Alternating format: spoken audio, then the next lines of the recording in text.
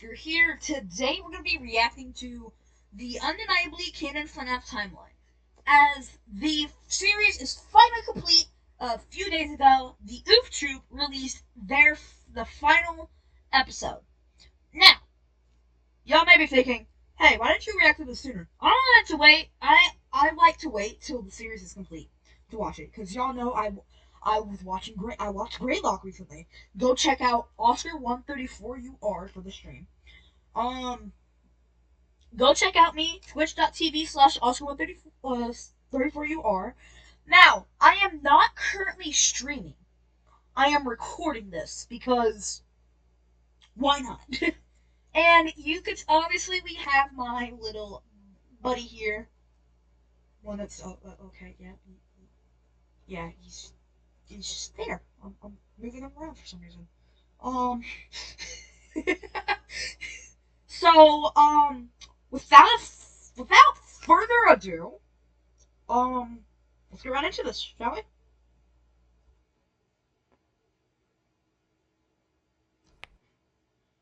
And first up, we have part 1. But hey, that's just a theory. A game theory. Thanks for watching. Hey you. You look like you're interested in some FNAF lore. Sick of all the speculation? Do you want something that's undeniably canon? Oh. Well, that's too bad. I'm telling you in. Also, I forgot to mention, we're at 102 subs right now. I was about to say 200. I don't know why. If we get to 200 subs, I will do a Q&A. Post comments on my posts. I'll do a community post like, Q&A. Hey, this is the Q&A for 200 subs. I will answer y'all's questions. Let me get the stupid questions out the way. Why am I autistic? Born. Why do I have ADHD? I was born with it. Can I control my ADHD? With meds, yes. Without meds, it's 1090. Will I do a collab with somebody? Yes, I'm working on doing a collab with someone named Matt on VR. Will I collab with popular YouTubers? Probably not, but we can try. Other than that, let's get right started. This is 27 minutes, so I don't know how long I have storage for. Let's get right into it. Sorry for the yapping. Anyway. It's too loud. Come here, V. Right. Oh yeah, and I'm back from my vacation. I've been doing good. I've been just chilling with my girlfriend, mostly on VR chat. And yes, I know. She's a pedophile. She's not. I know her. I'm not doing anything about her because she likes to keep the stuff private. She's very good at drawing. All I can say. Let's just get right into it.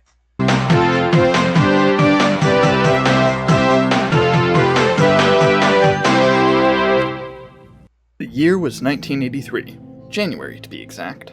Local nobodies Henry Emily and William Afton were walking down the streets of Hurricane, Utah, when suddenly they noticed that not once in their life have they ever caught a glimpse of a yellow grizzly bear. It was then their fates were sealed, and they knew that they must fulfill their destiny. Henry and William were something of robotics enthusiasts, so they finally used their untapped potential to create the most realistic animatronic bear imaginable. On their first attempt, they made a decrepit, muddy yellow bear with giant teeth and claws. This wasn't realistic. Ever caught on the streets of Hurricane, Utah, when suddenly they noticed that not once in their life have they ever caught a glimpse of a yellow grizzly bear. It was then their fates were sealed, and they knew that they must fulfill their destiny. Henry and William were something of robotics enthusiasts, so they finally used their untapped potential to create the most realistic animatronic bear imaginable. On their first attempt, they made a decrepit, muddy yellow bear with giant teeth and claws. This wasn't realistic. William, however, remembered that in the trunk of his car rested a cluster of discs that could emit audio frequencies that would fool people into seeing real bears. They slapped those bad boys on this animatronic, and suddenly it took the form of a beautiful golden grizzly, who they then named Ferdinand von Bernard. Not only did he look the part and have a voice like honey butter, but the mind-altering audio accidentally gave him sentience and cosmic power beyond our human understanding. This was very dangerous, but the partners in furry shenanigans were not swayed. That is, until the entire town evacuated at the sight of this golden beast. Okay, hold on, let's see the reference. Oh my god, look! If we look here, that's Phone Guy, and that's Phone Dude. From FNAF 3, I believe.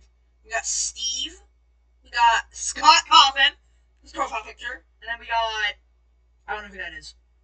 Turns out, people are scared of loose bears. Who would have thunk it? Of course, this fear wasn't for nothing. Ferdinand was caught dining on a local restaurant owner, and he fled from the crime scene before law enforcement could get to him. William and Henry realized they had been a slight bit overzealous with their first creation. Good thing is, literally nobody knew or cared who they were, so they got away with this scot-free. Later that month, they designed an animatronic simply based on Ferdinand's likeness. This character was quite a downgrade, being both simpler and stupider. This didn't matter to the duo though, as they loved their creation, and with that, Fredbear was born. At first they had nowhere to actually put him, so they opted for the dump. He was truly a diamond in the rough. Amazingly, this attempt at entertainment was amusing enough to the citizens of Hurricane that they gave William and Henry enough money to afford a recently vacated diner space. Fredbear was going Papa Thurgood's family diner. to be a star. Unfortunately, this animatronic was extremely poorly designed, and their attempts at granting him artificial intelligence quickly turned sour. On February 31st, 1983, his first performance on stage in front of children prompted him to spontaneously combust from a nervous breakdown. William and Henry, heartbroken at this tragic event, cracked down to ensure this would never happen again. This also prompted William to threaten the United States government, and they met his demands to strike February 31st from the calendar forever. After that, they set their sights on making something with no flaws. But then they made springlock suits. In an attempt to both ease the animatronic's nerves and not allow them their legally required breaks, Henry and William created mechanisms that could lock the endoskeleton parts to the inner edges of the suit for a person to climb inside and cover for the character. For extra safety precautions, they created a partner for the new Fredbear 2.0 to ease his nerves. For some reason, the best name they came up with for Fredbear's partner was Spring Bonnie. William was insistent on this name, and Henry felt too threatened to argue against it. Where the safety precautions ended, however, was the That's beautiful! The fact that the spring locks holding the endoskeleton pieces away from a person's vital organs were made out of paper clips, and the lightest sneeze could set them off. Truly brilliant inventors, those two. The dynamic duo had now created a dynamic duo. William was the only one who had the nerve to actually test the springlock suit, and it turned out he enjoyed dancing around as a yellow rabbit a little too much. Henry was unbothered by this though, as William was still perfectly capable of handling their finances in character. A few months had gone by, and Fredbear's Family Diner was an absolute success. Not only were Fredbear and Spring Bonnie beloved by the now enlightened Mormon population of Utah, William even managed to lock in a deal with a low-budget animation studio in order to make a cartoon called Fredbear and Friends. The one downside, though, was the studio needed more characters and they refused any more yellow ones. Out of obligation, Leopold, Theodore, Mirabella, and Foxy were created. No, Mirabella's not yellow. Hold on. Leopold, Okay, Theodore, Mirabella, and Foxy. Okay, we got... Leopold, Theodore, Mirabella, York, were created. No, Mirabella's not yellow, she's Xanthophil. You're just seeing things. She's what? No, Mirabella's not yellow, she's Xanthophil. She's Daffodil? Comments. I don't say anything about You're just seeing things. Surely these blights to everything William and Henry stood for would never see the light of day in any other context. William and Henry were at their peak, and William finally light of day in any other context. William and Henry Some foreshadowing, guys. By the way, Lolbit's my favorite character. Lolbit. were at their peak, and William finally regained custody of his children. However, one of his sons, whose name has been stricken from the record, waltzed into the back room of Fredbear's and saw Fredbear smoking a cigar. Fredbear's blatant nonchalance about his respiratory health was truly traumatizing for the child. In a panic, the child started to run out the door but accidentally tripped over the foot of Spring Bonnie. Unbeknownst to him, the animatronic was being worn by Harold the janitor, and this collision was enough to snap open the flimsy spring locks and impale Harold every which way. Harold's soul, heartbroken by his untimely demise in his boss's backup fursuit, transformed into pure agony and he became a shadow creature. He gave himself a really cool name, but unfortunately he never learned how to spell, so it came out like this. Shockingly okay with witnessing this occur, the child went home and invited his older brother, Michael, to play a game of Uno with him. However, there was foul play. This child was actually just a terrible human being and slid extra cards into the deck, causing Michael to draw 4 8 turns in a row. Come on, man. This is bull. Get a load of this guy. He's crashing out over nothing. Enraged, Michael threw on a foxy mask and started screeching at the child. The child, annoyed by his behavior, decided to humor Mike until he got bored of doing this and pretended to sob 24/7. Maybe, just maybe, this would guilt trip him. However, Michael was far more resilient than the child anticipated, and this behavior kept going for a whole week. The child, craving literally anything else to do with his time, walked into Fredbear's again in an attempt to face his fears before getting cornered by Trevor the cashier wearing a Fredbear suit. The child saw the reasoning for this, as Trevor was holding a gnat for a mediocre dentist's office in his hand, and so the child deliberately ran into Trevor to set off the spring locks in his suit.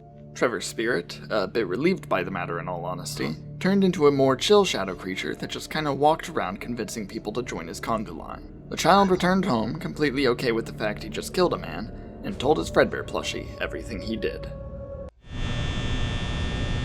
The next day, Michael and his I'm sorry, you did what now? buddies barged into the child's room to take him to Fredbear's for his birthday. The child was still committing to the crying act, but this was a bad idea as it just made them come up with the idea of shoving him in Fredbear's mouth.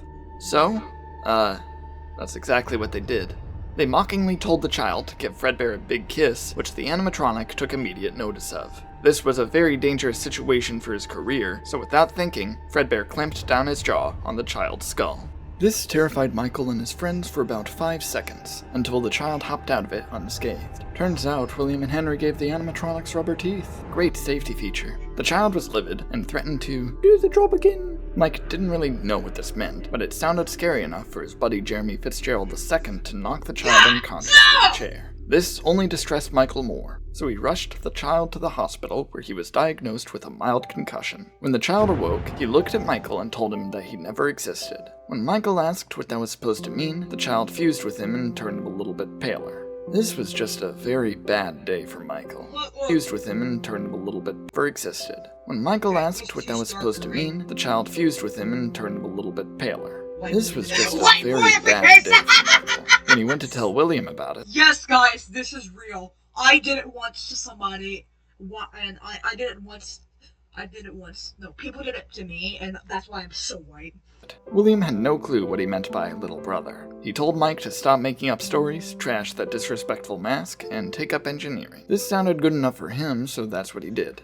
But, turns out, the employees at Fredbear's called the police, because Harold and Trevor's bodies were just laying on the floor, and nobody cared to do anything about it until right then. So, the restaurant was shut down, and the news media blamed it on the bite of 83 in order to abruptly end Fredbear's career. They were just jealous. William and Henry were back in order to Local bear animatronic Fredbear has been accused of taking a slight nibble, mayhaps even a chomp, at a local child. We don't remember their name, so let's just say the child was related to the co-owner, diner co-owner William Afton, but he has denied claims of this child existing. Regardless, it's abundantly clear that Fredbear is not to be trusted. What will we bite next? Slice of pizza? The horror! I want to trust my kid with that. And I'm gonna let's see.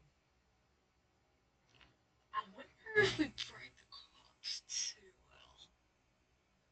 Butcher's Harold Fitzgerald, hi buddy. Trevor Robert. Spinlocker, Jeremy Fitzgerald. Senior. Oh, Ferdinand. Blank Afton, age blank, probably bitten. Sammy, Emily, 3, plot irrelevance.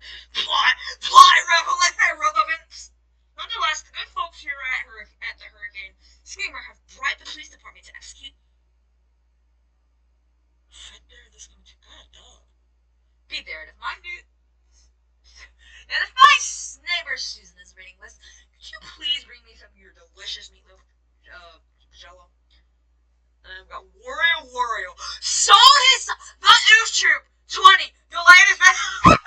abruptly end Fredbear's career. They were just jealous. William and Henry were back to square one. Because of the abundant controversy and investigations, they laid low for a couple of years.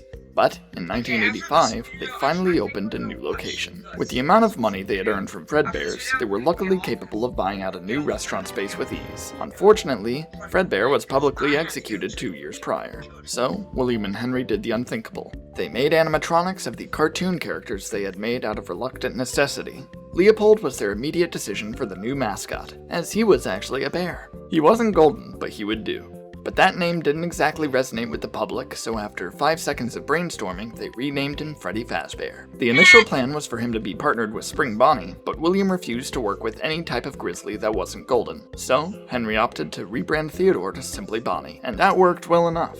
However, making these two characters so derivative of their superior counterparts worried Henry and William, as the public could possibly see through their ruse. So, they added another character to the band to distract people: Mirabella. Given the fact that she didn't have overtly feminine characteristics, though, Henry and William renamed her Chica to make sure any Spanish speakers knew she was a girl. There was one last cartoon character they could use. For non-Hispanic speakers, Chica in Hispanic Spanish is girl or woman.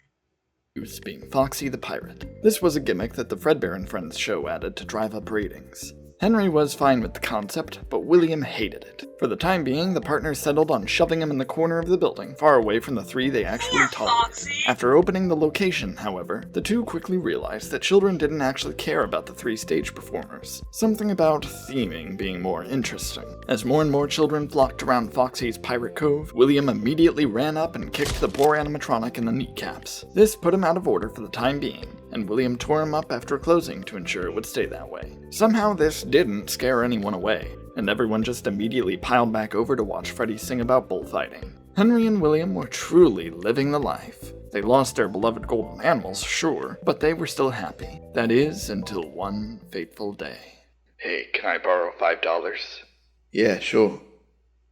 Well, not actually this specific day. It was 2 days after this that things fell to pieces. William, after a long day of work, was extremely hungry. You may be wondering why he didn't just eat dinner at Freddy's, but truth be told, he hated the pizza there. They blew all their budget on good tablecloths. So, instead, he opted to drive down to a local rundown Carl's Jr. on that fateful, rainy Tuesday night. Hello, I'd like an original Angus burger and a large Coca-Cola. That'll be $5, please. This was the moment that William Afton snapped. Where are my $5? In a fit of rage, William sped 1 mile over the speed limit and pulled up at Freddy's to enact revenge on Henry. However, by pure chance, Henry's daughter Charlie was locked out of the building. William, attempting to help her back in, looked at her in the eyes trying to explain his plight. However, with the rage in his heart at that very moment, his mere stare was a death sentence. Charlie flopped over immediately from this. William, panicking over this murder, threw her in the alley next to the restaurant and drove off before anyone could see what had happened. After this, the restaurant's security puppet, designed to keep track of the children assigned to it, walked out of the building to find Charlie. When it got to her body, her soul grew an attachment to the character, and she stuck around in hopes a new body would be made so she could fuse with it. You'd expect for this to be the end, but the sudden realization of his true— You know what's funny? I have a friend named Charlie. Well, they're gender fluid, but they're biologically a girl. I feel like I'm sorry. I don't mean to offend. I don't mean to. If you're watching this, Charlie, I don't mean to offend you. It's just I think it's we were talking about this the other day. It was funny. I was playing Fortnite. They probably remember. You were telling me about your crafts. That's when I said, oh hey, I'm thinking of. He said, what are you gonna make? What are you gonna be this Halloween? With the other text, he said, what are you gonna be this Halloween? I'm like, I'm probably gonna be easy. And I said, I probably need help making masks now. And you said you would help me. That's the only reason why I remember. Power gave William an idea. With his instantaneous death stare, he could quickly and quietly send a horrible message to Henry. He circled back around to Freddy's and made a beeline toward the safe room that contained the retired Springlock suits. He quickly equipped his Spring Bonnie suit and darted around the restaurant telling kids that their dead dogs were alive in the safe room with Old Man Jenkins. None of them actually had dogs, but they all assumed that they'd managed to get a free one anyway. Of course, they realized very quickly that they were conned. William waltzed into the safe room with 5 toys. It's con. little children inside, but before he could do anything, the child named Cassidy kicked him in the shins so hard it knocked the pink out of him. Luckily, he duct taped the spring locks to the edges of his suit so they couldn't go off. But he was still made livid by this attempt on his life, so he stared down each one and took them out. William wondered if perhaps he had gone overboard with his evil deeds, but figured that 5 children for $5 was a reasonable trade-off. As a disclaimer to all of YouTube, this is fake. This is about a game, babe. This is a childhood game called Five Nights at Freddy's. Lord, it's sort of accurate. Don't take this down. Thank you. you at home, murder is bad. Meanwhile, a drunk man named Dave Miller had just been turned away from juniors and drove home. He was a terrible father and insisted on invading his son's privacy for the heinous act of the boy locking his door. The boy, whose name was Andrew, broke his window and left the house. Turns The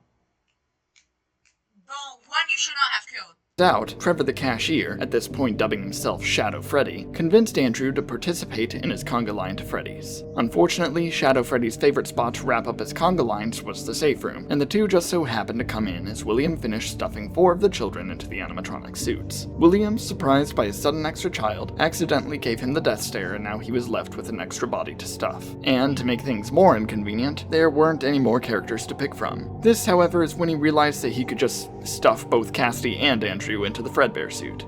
William knew nobody actually wore the thing, so he was certain it would go completely unnoticed. After this, he left the building like nothing happened, and drove home to sleep in his safe and comfy spring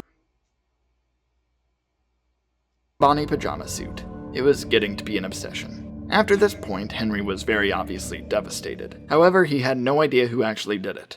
The cameras were broken, and the only accusations were that someone did it while in a mascot costume. Police promptly arrested a man from a completely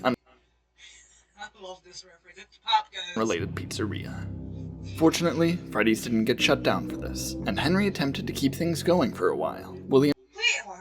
Fortunately, Freddy's didn't get shut down for this, and Henry Please, come eat at our pizzeria. It's great fun. I promise, nothing bad happens here. attempted to keep things going for a while. William had sent him a letter saying he was off on vacation for the time being, so Henry was left to handle finances on his lonesome. But, people rapidly started losing interest at Freddy's. The animatronics smelled horrible and everyone finally noticed just how bad the pizza tasted. So, by year's end, the restaurant shut down.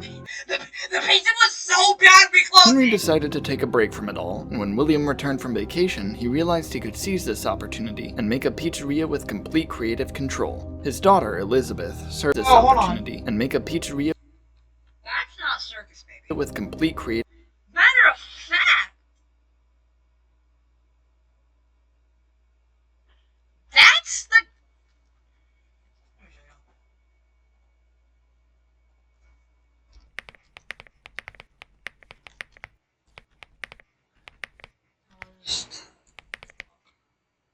That's no joke.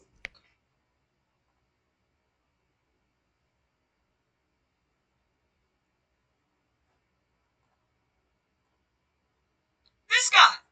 Look! It's that guy!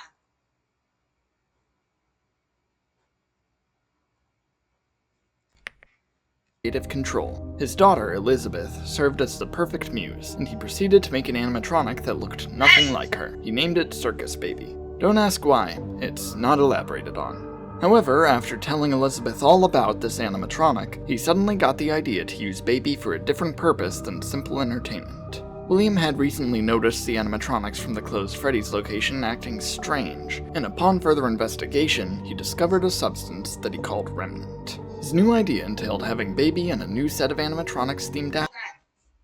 Let's get something clear. Look at the eyes. Blue. after her work together in order to collect more Remnant from children. So, he made Funtime Freddy and Bon Bon for easy marketing appeal. Then, he finally remade Foxy in his own vision, stripping all of that filthy pirate gimmick from him and making him a lovely coat of white and pink. Funtime Foxy was superior in every way, and Showtime's on the hour. Not a minute before, not a minute later. his lack of originality meant that nobody would prefer her over the characters William actually Let's keep in mind, this is before we figured out what the voice of Winter Foxy was. actually wanted people to like. Finally, William made a character named Ballora. This one wasn't made for murder purposes so much as it was made out of contempt. For who?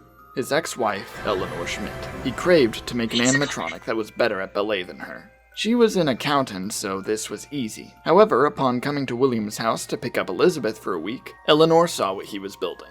Angered by the fact that this character was better at ballet than her, a woman who never once thought about it until right then, she fused with Ballora in a fit of rage, and now William was stuck with a robot wife that danced around his workshop every day. But, no matter. William secured a building to open this brand new sister location of Freddy's named Circus Baby's Pizza World, and progress was going smoothly. He had some test runs of the pizzeria, and let some groups of people come there early for birthday parties. But this plan quickly turned sour as Elizabeth joined a party and ignored his specific demands not to see Baby. To William's surprise, children don't listen to you if you say not to play with something they want. As a result, Surprisingly, they do the complete opposite and just freaking, you know.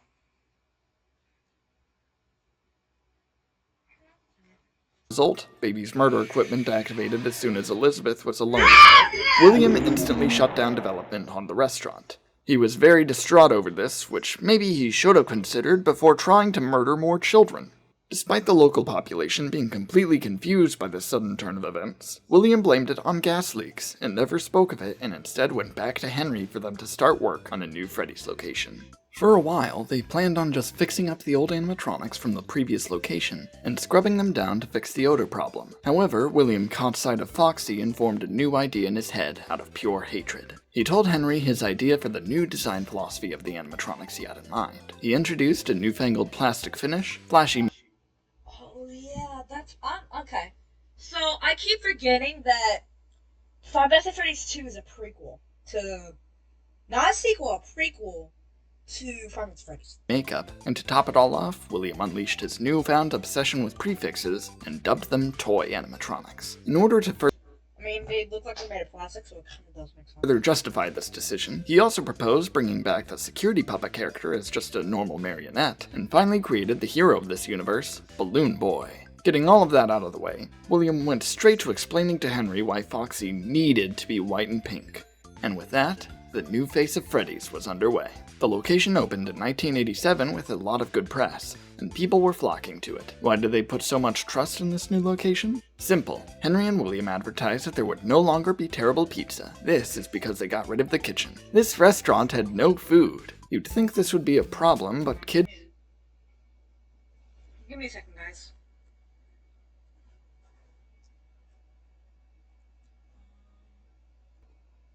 really like to go there for the characters alone. And by characters, I mean character, as even despite William's every last effort of making Foxy relevant, the kids now flocked to Toy Foxy's Kids Cove to tear him apart and put her back together. They thought they could make him look better, but without technical experience, she looked less like a pirate and more like a metal tumbleweed. William had now found a new rage spurred by Foxy's mere existence, and so he enacted a second missing children's incident to cripple the restaurant's success. This time, however, Henry had been paying attention. He saw Guess who's back? restaurant success. This time, however, Henry had been paying attention. He saw the camera recordings of Spring Bonnie luring children to the safe room and realized that William was behind this the entire time. He immediately fired William and told him to never show his face again. William realized that this was a big problem. Henry may have let him off easy by not calling the authorities, but if anyone else checked anything, he'd be caught for sure. So, after ruffling through old newspapers about his murders to see if he liked any of the parents' names, he stole the name Dave Miller and applied for a job as a night guard at the location. Using this position, he tampered with the facial recognition scanners they implemented in the animatronics and wiped the camera recordings clean. On top of this, he beat up all of the old animatronics just to put them in their place after seeing Freddy walk around. He even tore off Bonnie's face for not being deserving of the mantle he once bore. Bonnie, possessed by Lil Jeremy Fitzgerald, was merely a prophecy of more face trauma to come for that bloodline.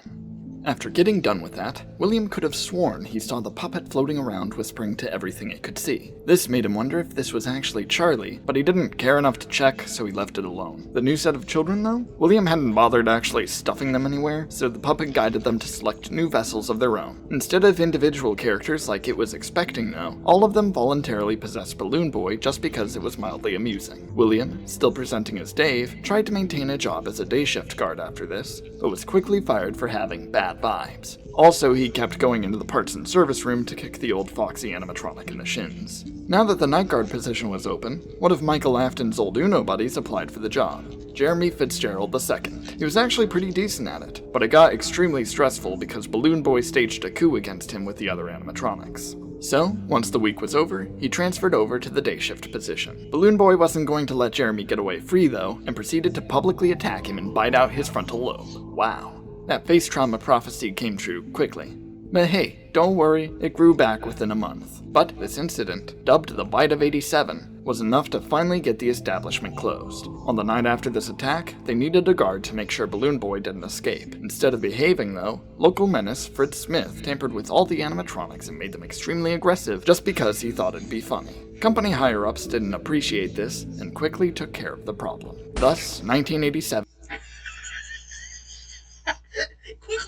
Company higher-ups didn't appreciate this and quickly took care of the problem. Thus, Company higher-ups didn't appreciate this and quickly took care of the problem. Thus, 1987 ended with another location shut down abruptly. Henry scrapped all the toy animatronics after this except for Toy Freddy and the puppet. Turns out Toy Freddy was already retiring, as he really wanted to become a gamer. His endeavors were successful and he led a happy life. The puppet, meanwhile, just vanished. Henry, spooked by the idea of a sock happy life. The puppet, meanwhile, just vanished. Henry, spooked by the idea of a sock monkey with a clown mask coming back to haunt him, started making blueprints for a counterattack if that day ever came. Now, Righty. Lefty. Henry had his sights set on repairing and reusing the old animatronics for one last attempt at the pizzeria business without William in his way. However, this plan was easier said than done. Henry, with all of his financial incompetence, had next to no funds to enact this idea, so he briefly attempted a public fund to try and get money. After a day of trying, he gave up with exactly $0 earned. Henry was broke, sure, but he had some powerful resolve. So, he decided to steal back the building he and William used in 1985 to recycle for his new pizzeria. Despite this being very much illegal, nobody actually wanted to use the building given its history, so the city decided not to bother Henry when he claimed it back as his. Being a one-man show, Henry had to take his sweet time renovating the place. But after about a year, he managed to open it back up with somewhat new animatronics, and, to his surprise, he was actually moderately successful. Due to a dwindling bear population in Utah, there was growing demand to see one in person, and the populace reluctantly decided that Freddy Fazbear's Pizza was their best shot at doing so. Unfortunately, the working conditions were very much terrible. The most loyal employee of Fazbear Entertainment, only known by his co-workers as Phone Guy, was assassinated by the animatronics during his final week of working the night shift due to looking suspiciously purple. The good thing is, he had recorded a helpful guide on how to not get assassinated right before getting assassinated. Henry was not ready to let this casualty of his negligence ruin things for him though, so he covered up Phone Guy's death and business went as usual. We're just gonna use Phone Guy's head as a landline. Afterward. William, still being unemployed and bored, decided now was a good time to take revenge on Henry. Again. He realized that he still had an entire stockpile of animatronics he never got to use. With the power of legal loopholes, he managed to kickstart Circus Baby's entertainment and rentals. For suspiciously low prices, the average family could have a giant chrome animatronic shipped to their doorstep to throw parties for their children. What could go wrong? Well, Baby's eyes were green. For a moment, William thought he just misremembered her eye color, but then she started talking to him about very personal matters, and he realized Elizabeth had possessed her. Instead of doing anything immediate to solve this problem, he locked her in the rental facility and wrote a note on the fridge to take care of it later. After a few more years, Michael Afton finally graduated engineering school and came back home. William was delighted by his son's return, as he was conveniently useful for his newest plot against Henry. However, he wanted Michael to be fully prepared for what was to come, so William locked Mike into a crude replica of their house that vaguely resembled the layout of Freddy's. In this fake house, William had prepared makeshift animatronics with dangerously high safety hazards to attack Michael, so he could learn how to defend himself against the real deal. After roughly a week of watching Mike handle the process, William noticed something went wrong. Something broke into the fake house. Upon further investigation, he discovered some discarded audio discs lying on the ground. It was Ferdinand von Bernard! Having wandered the wilds of Utah for exactly a decade, he returned to Hurricane to wreak havoc on his creators. So, he targeted William's favorite, only, son using his unaltered form. But Mike was resilient, and he managed to avoid Ferdinand long enough that he got bored, reapplied his audio discs, and finally wandered away. Given the unplanned attack on Michael, William ended the testing process and gaslit Mike into believing it was all just a nightmare before changing the subject to getting a job. To ensure that Henry wouldn't tell Michael what he knows about his father, William told Mike that he should apply using his mother's maiden name rather than Afton. That way he doesn't draw attention to himself for being related to everyone's favorite former manager, of course. So, Mike Schmidt worked for a whole week at this place. The animatronics tried to assassinate him due to his good looks, or so he assumed. After working an extra night and being applauded by Henry, he was then instructed by William to sabotage the animatronics using his new engineering skills. Why do I need to disable their AI? It builds character. And Henry Why do I need to disable the AI? It builds character! I still need to get Henry still owes me $5.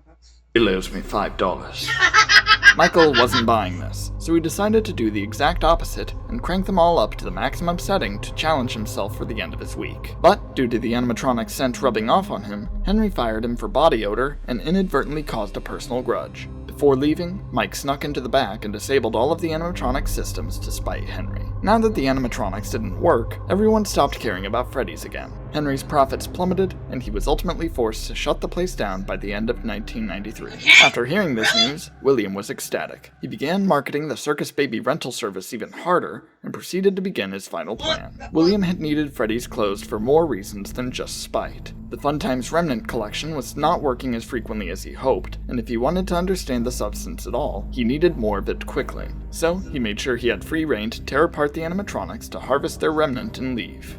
After sneaking into the now abandoned Freddy's, he set up camp in the safe room since the animatronics were programmed not to go in there. But then he remembered Michael had completely deactivated them, and they would only move if the souls possessing them were motivated enough to. Luckily, Shadow Freddy suddenly appeared, and William bribed him to start a conga line leading into the safe room so he could dismantle all the animatronics. His plan worked flawlessly. In the animatronics' weakened state, William was able to tear them apart using nothing but his bare hands. Unfortunately for him, some of the remnant spilled and formed into the visible spirits of the missing children. Terrified that they might be able to kick him in the shins, he ran to his trusty spring Bonnie suit and put it back on for the first time since 1987. Feeling empowered despite this accomplishing nothing, William began to laugh at the ghosts. But in his self-indulgent celebration, he failed to realize that the duct tape holding back the spring locks had fallen off, and the leaky ceiling proceeded to snap them shut. The ghosts, finding his inconvenience hilarious, faded away for the time being so they could gossip about him elsewhere. While normally being impaled like this would result in immediate death, the spring lock failures these suits cause are painful enough to consistently cause so much agony that life is maintained in some way. While Harold the janitor got the short end of the stick and became a miserable shadow creature, William was now one with his beloved rabbit suit. Realizing he wasn't gonna properly die anytime soon, William Afton came up with a new name for his new form. He called himself Springtrap. And with that, we end this chapter of the timeline. Okay, everyone, that was the an undeniably canon FNAF timeline, part 1. I have to go check on my children, so I will see y'all next time. Bye, everyone. Bye.